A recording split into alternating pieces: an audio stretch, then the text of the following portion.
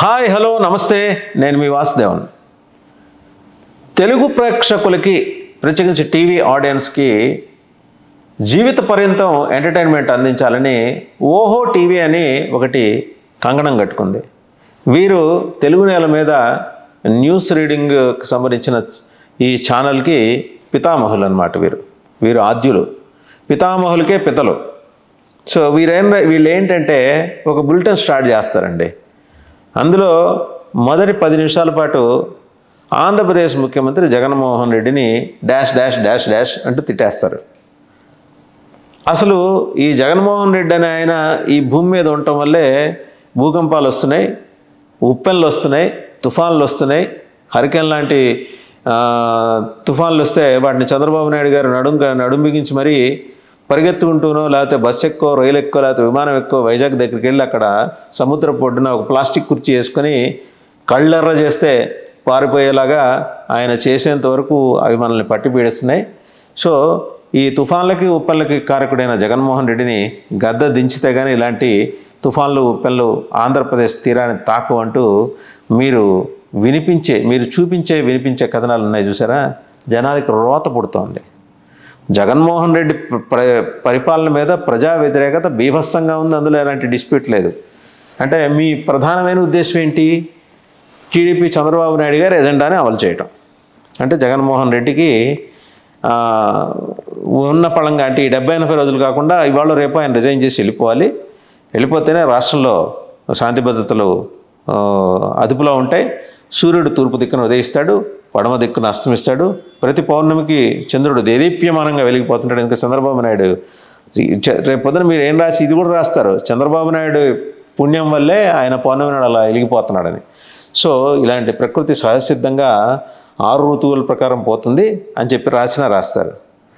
ఇక అంటే ఒక అరగంట బులెటిన్ అనుకోండి, 10 నిమిషాల పాటు జగన్ గారిని అంటే మీరు మీ దృష్టిలో జగన్మోహన్ రెడ్డి ఆయన పేరు జగన్ రెడ్డి, మీరు పలికే తీరు జగన్ రెడ్డి. సో సరే, అది మీకున్న ఎడిటోరియల్ లిబర్టీ అనుకుందాం. తర్వాత 7 నిమిషాలు వచ్చే వార్తలు ఎలా ఉంటాయంటే, నిన్నటిదాకా తెలంగాణలో కేసీఆర్ని భుజాన మోసి కాయలు కాశాయి కదా.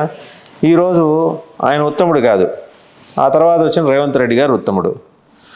ఇక మళ్ళీ వీళ్ళిద్దరి గురించి చెప్పి చంద్రబాబు నాయుడు గారి గురించి చెప్పకపోతే ఎట్లా? చంద్రబాబు నాయుడు భూమి పుట్టక ముందు నుంచి ఉత్తముడు. ఇది అలాగే ఇదన్నీ అయిపోయిన తర్వాత ఇక మొహమాటానికి మళ్ళీ మోడీ ప్రభుత్వంతో ఏం పంచాయతీలు ఉంటాయో అసలే మనం ఓహో టీవీలో ఆయన గురించి మాట్లాడకపోతే మనకి రేపు పొద్దున ఢిల్లీ స్థాయిలో ఏం పనులు అవుతాయో అని చెప్పేసి ప్యాంట్లు మిగిలినవి తడిపేసుకుంటూ కేంద్ర ప్రభుత్వ ప్రస్తావన వచ్చినప్పుడు కేంద్ర ప్రభుత్వాన్ని ఇలా భుజాన మోసి ఆహా ఓహో అనుకోవటం. అంటే ఓహో కదా ఎలాగో మీ టీవీ ఛానల్ పేరు. సరే, ఇక ఆ తర్వాత మిగిలిన 10 నిమిషాలు ఇంకా 3 నిమిషాలు 4 నిమిషాలు ఉంటాయి.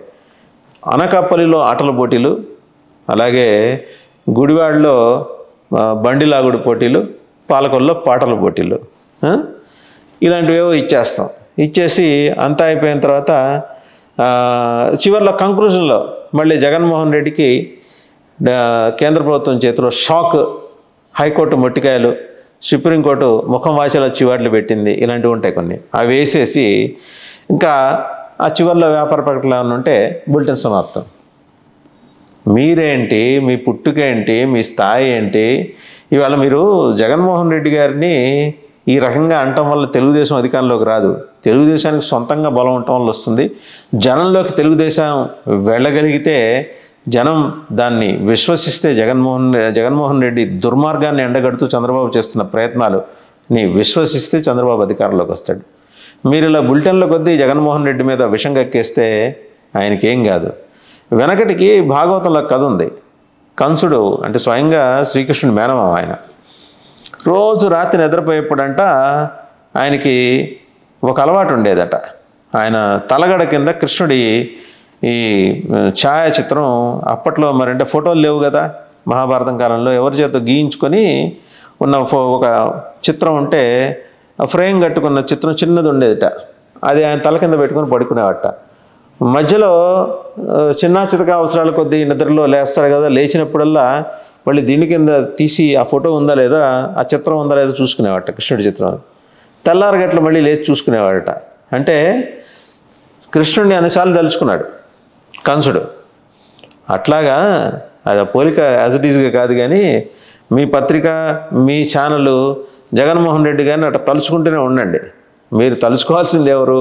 మీరు గెలవాలి అని మీరు భావిస్తున్నది ఎవరు? జనసేన, టీడీపీ, కూటమి. వీళ్ళిద్దరూ కలిసి గవర్నమెంట్ ఫామ్ చేయాలని మీరు బలంగా కోరుకోవాలి కదా. అందువల్ల ఏంటంటే మీ ఛానల్స్లో ఇట్లాంటి పెచ్చ వార్తలు ఎయిర్ చేశారనుకోండి, పచ్చ వార్తలు, ప్రయోజనం ఉండదు. దాని బదులుగా జనసేన, టీడీపీ కూటమి అధికారంలోకి వస్తే ఎటువంటి కార్యక్రమాలు అమలు చేయాలనే దాని మీద విశ్లేషణాత్మక కథనాలు అందించండి, పబ్లిక్ పల్స్ తీసుకొని మాట్లాడించండి.